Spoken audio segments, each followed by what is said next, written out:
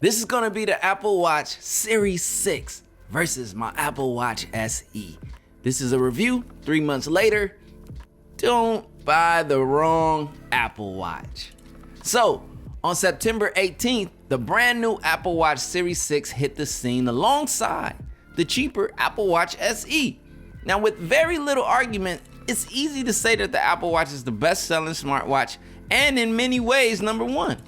Although I do find a strong competition in the Samsung Galaxy Watch 3, but you can watch my comparison video about that and decide for yourself. The big questions in need of answering are, is the Series 6 really better than the Series 5? Should you just get an Apple Watch SE and save money? Or is the Apple Watch Series 6 really worth it? Let's answer those questions and many more 3 months later. Now, the first thing we're gonna talk about is design. When it comes to design, it's an Apple Watch. Not much has changed, and at this point, I'm not sure much will. We did get the new blue and red color, which I was hyped about, but it's still minimal as far as changes, you know? I mean, if it's not broken, don't fix it, right? Well, in many ways, yes, but in some ways, no. Me personally, I like the design of the Apple Watch, but I would love Apple to try a secondary design and spice things up a bit. My biggest drawback to the competitor, the Samsung Galaxy Watch 3, is the look. I'll be honest, if I'm getting swagged out, the Galaxy Watch is the one that complements the swag more. It's just that simple. But then again, the Apple Watch is iconic in the sense that everyone will know you have an Apple Watch, which is why I don't see it changing in Apple's eyes. I mean, you know, marketing. Pardon the rant, but design-wise, whether SE or Series 6, not much is different from the previous Series 5 model, which I guess isn't a bad thing. Comment down below. How do you feel about the design of the Apple Watch? I'm curious. Like, seriously, be honest. Hit the comment section now and tell me how you really feel. Now let's talk about the display. The biggest difference in display between the Series 6 and SE is always on display. Literally, that is all. Same pixel density, and in many ways the same display, which look absolutely great. The Apple Watch display has always been bright and sharp as ever, yielding a clear view of whatever you choose to display. Now the Series 6 always on display is brighter than that on the Series 5, but that's tit for tat. Me personally, I love having an always on display, so if it's not a thing for you, then the SE might suit you just fine and save some valuable bucks in the process. You know, we need to keep that bag, especially around now, we got that Rona. Now, watchOS 7.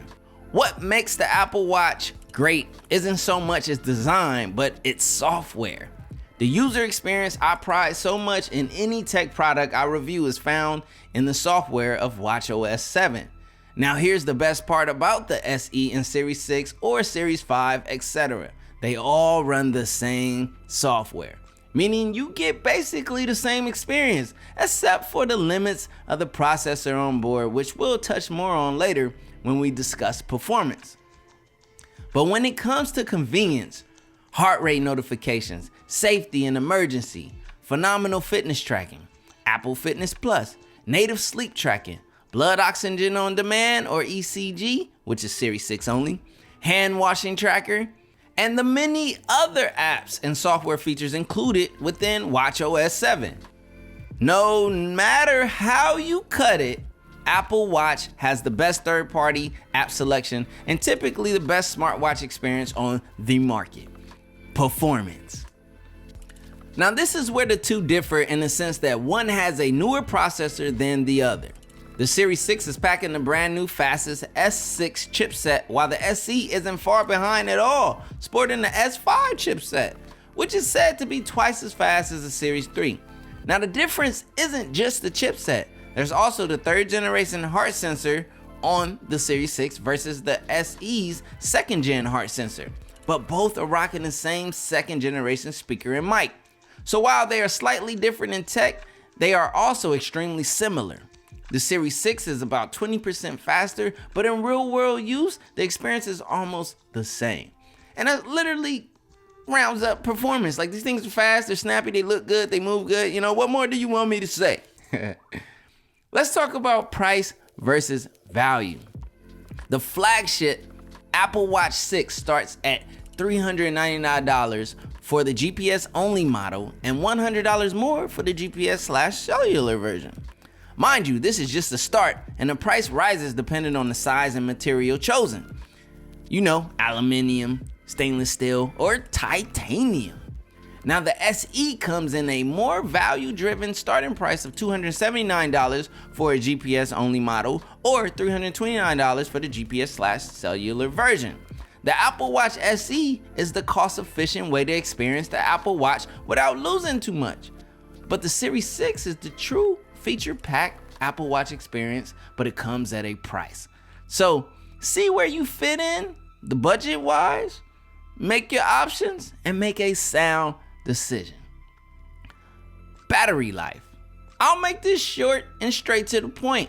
No, the Apple Watch does not have the best battery of smartwatches on the market, but it fares well, offering about a day and a half of usage depending on the user before needing a charge. I charge my Apple Watch every day, but on the plus side, it charges extremely fast. So even if I forget to charge it, I know I can top it back up extremely fast, before I have to head out the door. So, conclusion. Let's answer those questions we touched on earlier. Is the Series 6 better than the Series 5? Technically, yes, but not enough to warrant an upgrade at all. I feel no different from when I used my Series 5 Apple Watch. But if you're buying for the first time and want the latest and fastest offering, then go Series 6. Or if none of the new features tempt you, then a fair price Series 5 will offer the same experience. Should you just get an Apple Watch SE and save money? Now this is where the plot thickens. Study the trade-offs, which aren't much to be honest, and make a confident decision. In all honesty, the SE is a great value for most.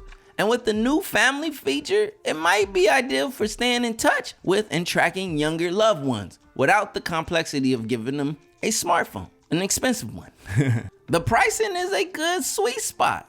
And the offerings are a lot for an SE version. Like, it's actually really good. Like, I'm impressed. Now, is the Apple Watch Series 6 really worth it? As a smartwatch enthusiast, I can easily say yes, but not for or if you're an Apple Watch Series 5 owner, unless you just like the latest and greatest and can afford it. The more and more I use smartwatches, the more I love them. The convenience for me no longer needing to pull out my smartphone for everything is everything. I can review my grocery shopping list from my wrist and pay without having to ever pull out my phone. And in today's time, that's big for me. Look, I could go on and on as to why I find convenience in an Apple Watch, but ultimately it's up to you to decide whether or not an Apple Watch Series 6, SE, or even a Series 5 can offer you the same convenience it has offered me. My name is CJ. This is CJ Unplugged. Peace.